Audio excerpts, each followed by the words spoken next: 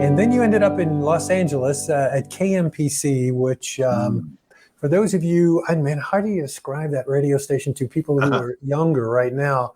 It was a middle-of-the-road music station, probably at the time, or was it talk? Was it music at the time? Music, yeah. Yeah, okay. But picture every game show host that you see on TV or television star in some sitcom or something. Just picture those people, and then just scoop a bunch up and throw them on a radio station. You know, that was the air staff. They're all radio was like an afterthought, pretty much. I'm not really, but you know what I mean. Yeah, their main income has got to be this other thing. What's running through your head when you walk through the PD here? It's like, really? Well, my good friend Michael O'Shea was the fellow who hired me for programming at KMPC. He was the national program director for Golden West. Now let's describe Golden West. Interesting. You know, Gene Autry had been a movie star, the singing cowboy. Yeah. He'd made lots and lots of movies. He was a kind, gentle man. He was one of those guys that I'll tell you, Pat, if you wanted to work for the ultimate employer and this guy had fame, that was kind of an afterthought for Gene. He was just a guy who vested in the product. I keep going back to this product thing, and I believe that all of these answers to the questions of success have a lot to do with product. You want to know what's right or wrong about your station? Ask the public; they'll gladly tell you. Mm-hmm. He believed he called his station the Station of the Stars. In fact, he had a studio for every one of his air talent. There were 7 studios for the 7 personalities who were on the air at KMPC.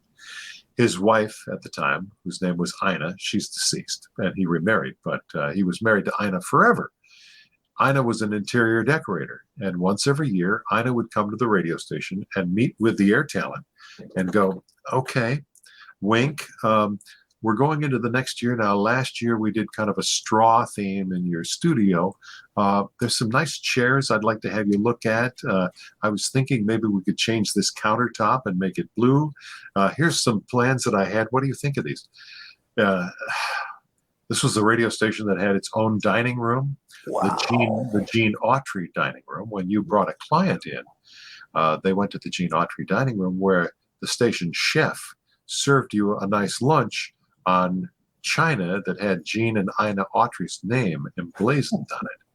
I mean, and Gene was there with us. I mean, it was like, you were welcome to come through Gene's office.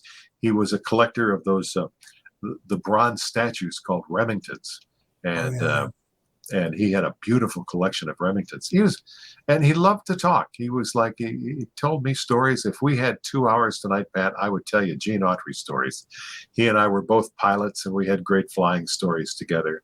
But he treated his talent with such aplomb. It was like he loved them, and that was very clear. He treated them very special.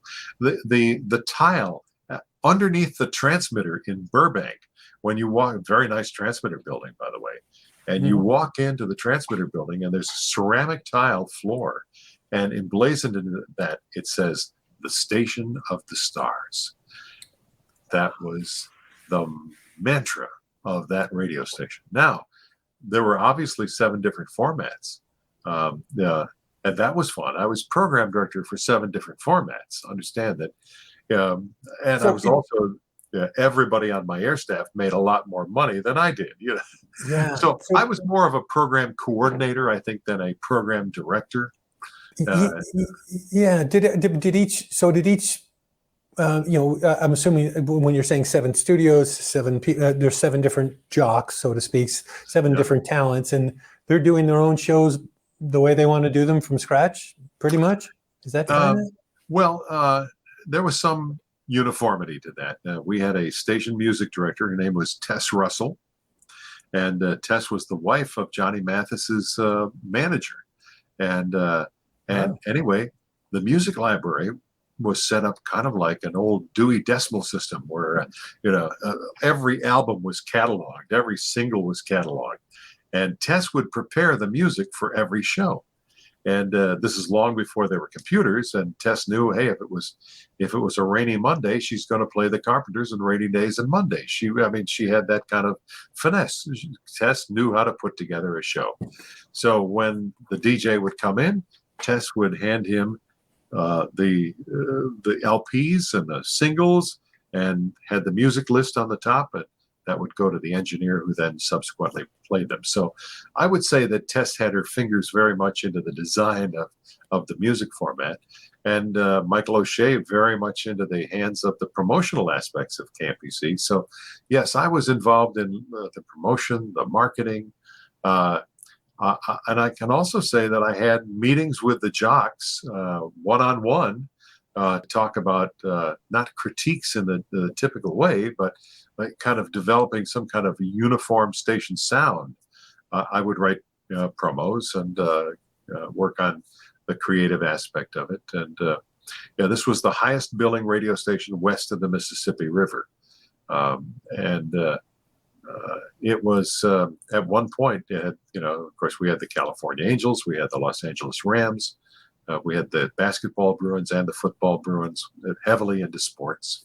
Big 50,000 watt signal that covered up and down the Southern California coastline. We always had 3 aircraft in the air.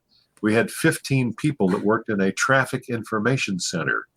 There was a Bell Jet Ranger in the air. There was a Cessna Cardinal in the San Fernando Valley. There was also Gene's personal plane that frequently was in the air. We had a very big news presence and a tremendous traffic emergency services. Yeah, we were well known for that. Yeah. I mean, they must have made an incredible fortune with that radio station in order to be able to do all that. I mean, just, because one pays for the other. Holy, I had no idea about any of that. Wow, yeah, 7 studios. No, that's crazy.